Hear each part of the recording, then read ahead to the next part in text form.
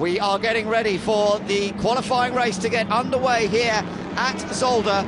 Exquisite cars about to be hurled into the first corner just millimetres apart and guided by professional racers who only care about winning. It's the green light, away we go, and the Aston and the Lamborghini are absolutely side by side as they head down towards the first corner. But it looks as though the Lamborghini has the edge. Stefan Booker trying to go around the outside. Oh, and spin right in front of the pack, and Enger's avoided it, but somebody else grabbed the lead, and the leader spin right in front of everybody else into the first bend, and out already has gone one of the Mark VDS Fords. That's Bas Linder's car, and that car is out already. And it's the Corvette leading the race. Can you believe it?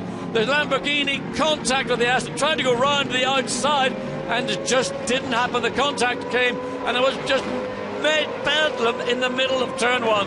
Enger has dropped down to about third or fourth. You're right, it's the Corvette that leads. So absolute chaos and a really interesting start for Nicky Katzberg, the youngster in the Corvette that he shares with Mike Hazelmans. Look at the break he's got in the Team Exim China car. Second place has come the Makovicky Ford. That's amazing how they got up through from the outside of the fifth row, and that's up to second place. Well, all well in bedlam in turn one. It was a question of see the gap. Hopefully by the time you get to it, it's going to be clear. So the Corvette fastest in the first sector, fastest in the second sector, and who could believe it? Yeah, well, that really has put a cat amongst the chickens, and once again that Alinkel Lamborghini in trouble. Now the other one, I think that's the 38 car who's running up there in third, so that's had a great start, Marcus Winkelhoff. But what does Schwager and Pastorelli have to do to get a podium finish in GT1? It just never works, whatever happens for them. So across the line at the end of the first lap, it's Katzberg who leads, from Makovicky in the Ford in second place, Winkelhoff in a Lamborghini in third, Enger is fourth in the Aston, Peter Cox is up to fifth in his Lamborghini, Christian Hohenadel in the Aston is up to sixth place, Krum is in seventh in the Nissan, Brabham eighth, Bernoldi ninth, and the top 10 is completed by the championship leader, Stef Dusseldorf. I would like to see the conversation that's going on between the Lamborghini and the Aston Martin after that little moment, because Nicky Pastorelli and Stefan Booker were the two cars that tried to make it one into turn one, and it didn't work for us. Thomas Enger on the attack there, trying to get past Marcus Winkelhoff. We saw Richard Westbrook coming into the pits in the number 22 Nissan. Bitterly disappointing for a team that hoped that they might be able to take the championship lead in this race. Points on offer for the qualifying race as well as the championship race, just not as many. The top two getting away a little bit, and Winkelhoff is then sort of holding up this next group of cars. There's the work on Westbrook's car. Yeah, a lot of damage left front, and that's, well, they can repair, they take the wheel tower off, but whether they are going to do anything, the bodywork they're going to leave.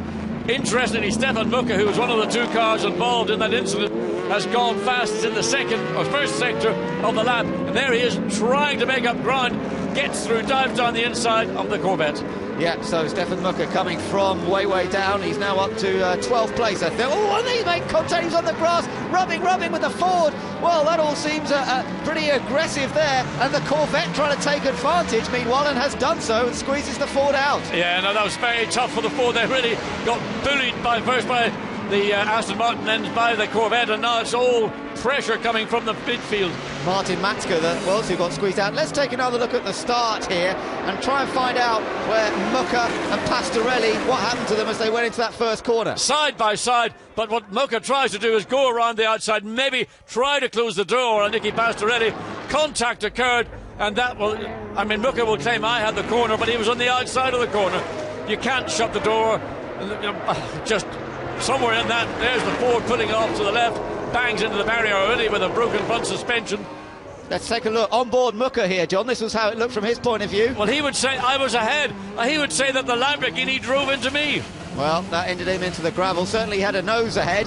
Here's another view of it as you look back. This is further back because the 38 car, that's Marcus Winkelhoff. Oh, and that was a little nudge. Oh, in the middle of all that, my goodness.